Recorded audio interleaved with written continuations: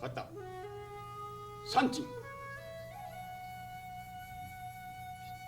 We cannot speak of Pangai Noon Karate without speaking of Sanchin. It is the bedrock upon which the style is built and, like all foundations, if it is weak, what it supports will crumble. From your first day of training until your last, Sanchin should be practiced with absolute commitment. Sanchin is, figuratively speaking, the great mountain that you must climb. When you finally reach the summit, the view you will behold will answer all your questions as to the true and inner meaning of the art.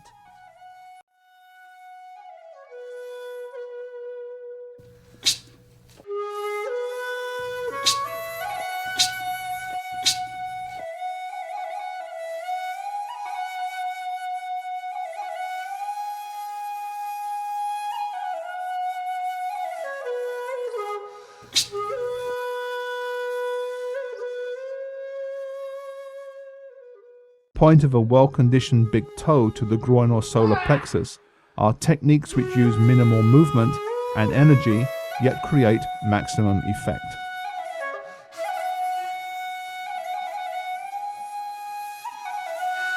Spiraling his energy towards his target, he will close and strike using weapons hardened by years of conditioning.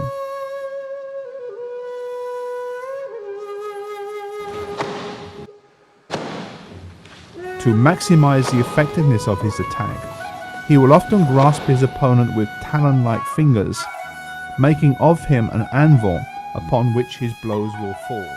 One of the primary training aids of the karate exponent is the makiwara,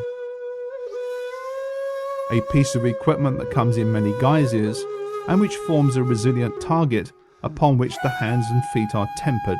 The object is not so much to form calluses as to accustom the body's weapons to impact and thereby strengthen them. This discipline continues for the entire career of the karate exponent. There is no point at which makiwara training is learned or perfected.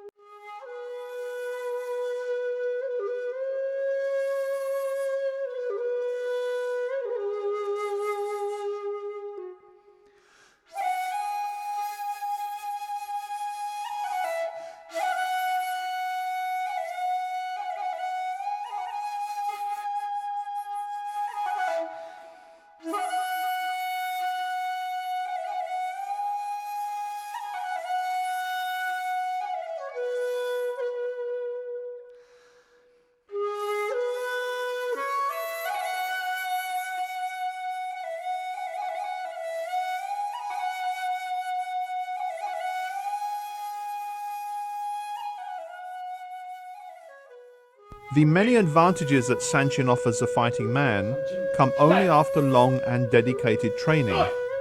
Sanchin develops the focus, concentration, strength, and unique musculature that are the trademarks of Pangai Noon Karate, and its importance, therefore, cannot be overstated.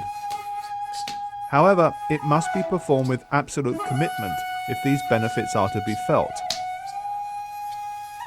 The progress of students is checked regularly by the senior instructor. The strength and concentration of trainees is tested by striking them as they perform Sanchin. From the student's reaction to his blows, the instructor can determine what adjustments need to be made in their training regime. By attacking his weak spots, the master is able to draw the student's attention to them. Finally, by subjecting trainees to the sort of trauma encountered in combat, they gradually become accustomed to it. Here, a student is using weighted jars as he performs sanshin to strengthen his body and develop a powerful grip. As he grows stronger from the training, sand will be added to the jars to challenge him further.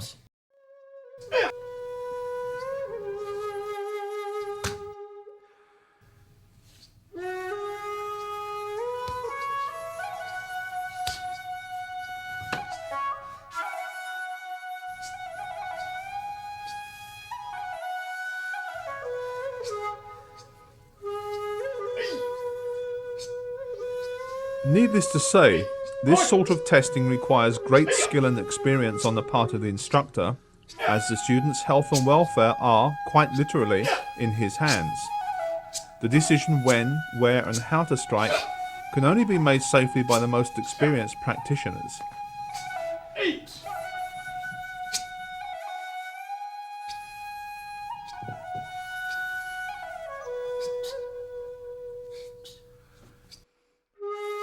The training methods of Pangai Noon are traditional, that is, what was found to work in earlier times has been preserved, and what didn't, discarded.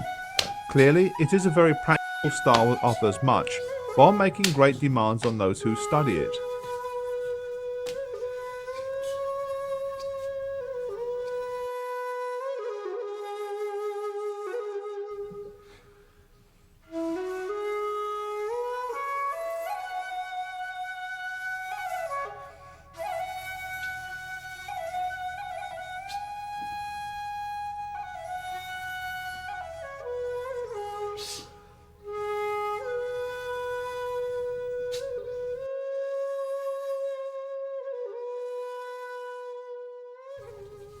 This exercise demonstrates very graphically that even when strongly resisting pressure to his abdomen, he can still breathe comfortably and remain strong. This ability results from the focus and muscle control developed by sanshin training.